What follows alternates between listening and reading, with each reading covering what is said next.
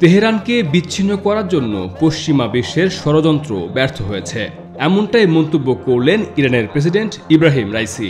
২৭ April ইরানের ষষ্ঠ রপ্তানি সম্ভাব্য প্রদর্শনীর উদ্বোধনী অনুষ্ঠানে তিনি এ মন্তব্য করেন। ইরানের প্রেসিডেন্ট জানান, এই প্রদর্শনীর মাধ্যমেই বোঝা যাচ্ছে ইরানকে নিষেধাজ্ঞা দেয়া যায় না। তেহরানের বিরুদ্ধে নিষেধাজ্ঞা দেওয়া ফলাফল শূন্য। ইরানকে বিচ্ছিন্ন করার ষড়যন্ত্র কোনোদিন ফলপ্রসূ হবে না। ইরানকে কেউ নিষেধাজ্ঞা দিতে পারে না। এদিকে ইরানের পররাষ্ট্রমন্ত্রী হোসেইন আমির আবদুল্লাহিয়ান জানিয়েছেন, এপ্রিলের মাঝামাঝি সময়ে আটক করা ইসরায়েল সংশ্লিষ্ট জাহাজের ক্রুদের ছেড়ে দেওয়া হবে। পর্তুগিজ পররাষ্ট্রমন্ত্রী রেঞ্জেলকে তিনি একথা জানান। ইরানের পররাষ্ট্রমন্ত্রী জানান, এরই মধ্যে তেহরানে নিযুক্ত রাষ্ট্রদূতদের বিষয়টি জানানো হয়েছে।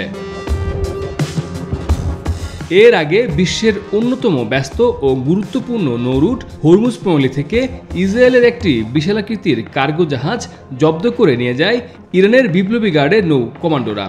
জাহাজটি জোডিয়াক মেরিটাইম শিপিং কোম্পানির। এই কোম্পানিটির মালিক ইসরায়েলের ধনকুবের ইয়াল ওফার। জাহাজটি পর্তুগালের পতাকাবাহী ছিল। হরমুজ প্রণালী থেকে জব্দ করার পর জাহাজটি ইরানের সমুদ্র সীমায় নিয়ে যাওয়া হয়। বিকাশে কম খরচে ক্যাশ আউটের লিমিট বেড়ে ৫০,০০০, প্রিয় এজেন্টও ২টা। যুদ্ধ পর্যবেক্ষক প্রতিষ্ঠান ওয়ার মনিটরও জাহাজ দখলের বিষয়টি নিশ্চিত করেছে। সামাজিক যোগাযোগ মাধ্যম এক্সের এক পোস্টে জানানো হয়েছে, হরমুজ প্রণালীর কাছ থেকে ইরানের সেনারা MSC ARIES নামের জাহাজটি দখলে নিয়েছে।